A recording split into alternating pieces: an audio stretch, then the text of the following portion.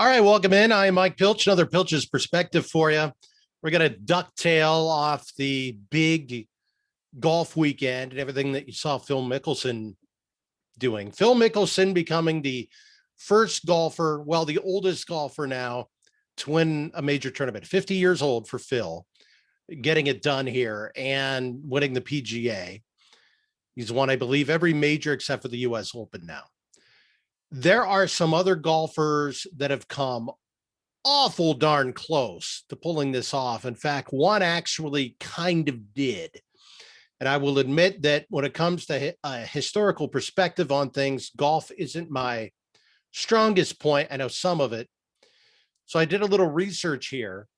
And one of the more interesting individuals that came awful darn close to winning a major at maybe more of an advanced age was Harry Vardon, which is a name from the past that a lot of people probably aren't even aware of. Harry Vardon in the 1920 US Open had a chance to win his second Open. He had a 5-shot lead with 5 holes to play. It wasn't Greg Norman here.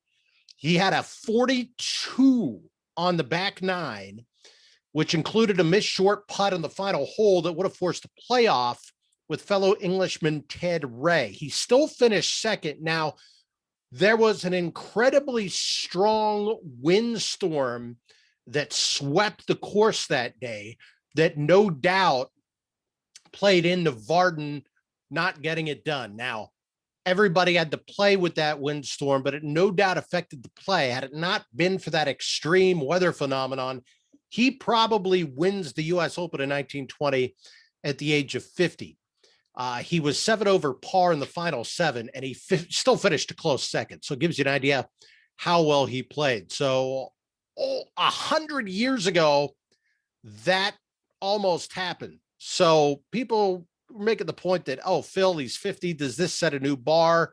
Does this mean you can do it? Well, you'll see throughout the last century, for a long time, people have had the opportunity to get it done. I'm not going to get into people like Ben Hogan, who had a chance in their late 40s to make a run at it. I want some of the older individuals.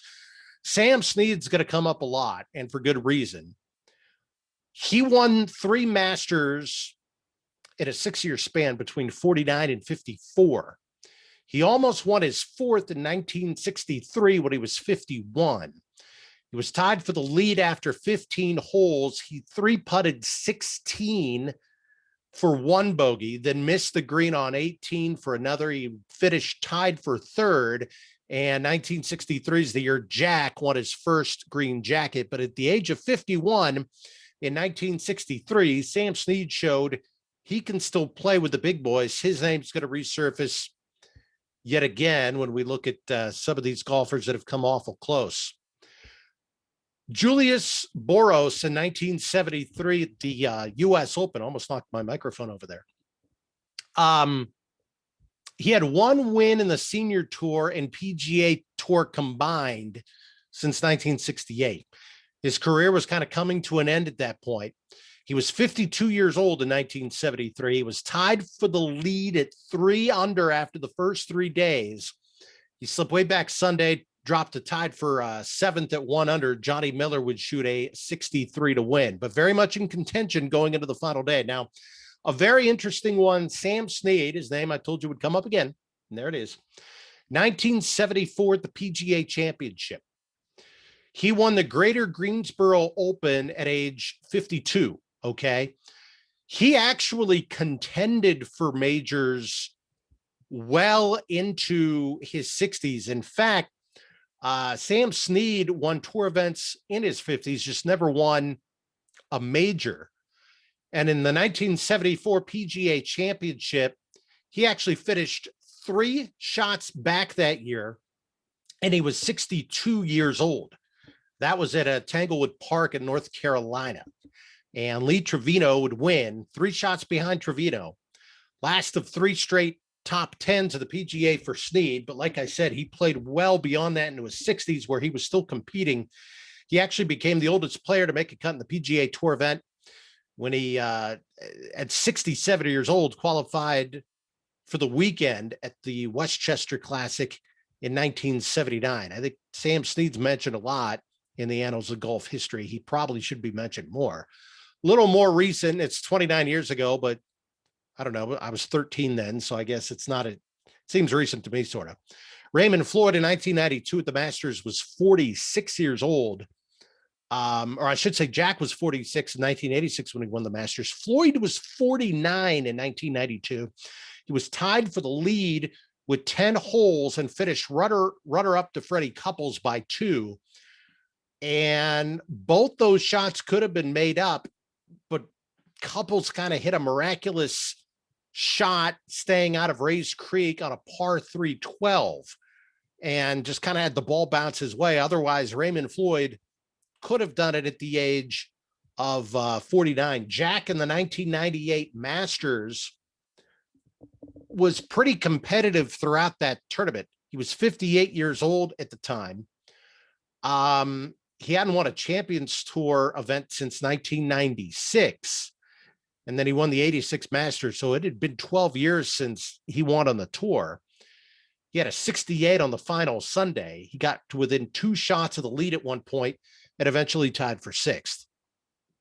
And then I just got to mention the name because old Tom Morris was about 46 years old when he won his final British Open.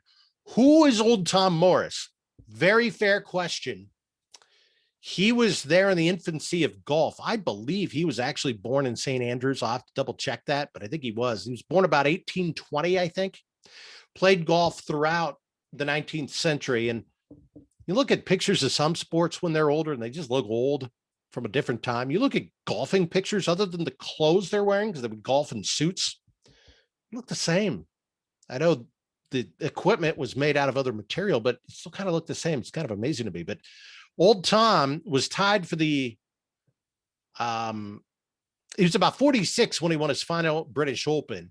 He made the top 5, though, when he was 60 years old. So I think the point I wanted to make was people are saying, well, in this new modern age with nutrition and, you know, the ability to work out and all that, maybe Phil Mickelson is setting a new standard where a lot of people are going to be able to start competing and winning majors and just more tour events once they get 50 and beyond. Well, history will show you they've been competing for them many times. And in a couple of cases had a ball literally just kind of bounced a different way. Some guys could have won, didn't quite get it done, but they came awful close. So it's been happening for a while. Should have happened in 1920 and didn't. Could have happened a number of times since then. Phil finally did it. It shows you the odds are still against you because, I mean, younger guys they're younger, but it's not like this is necessarily something that is new. So just wanted to get a few things out there. I am Mike Pilch. This is Pilch's Perspective. Until next time, behave yourself. Hope you enjoyed it.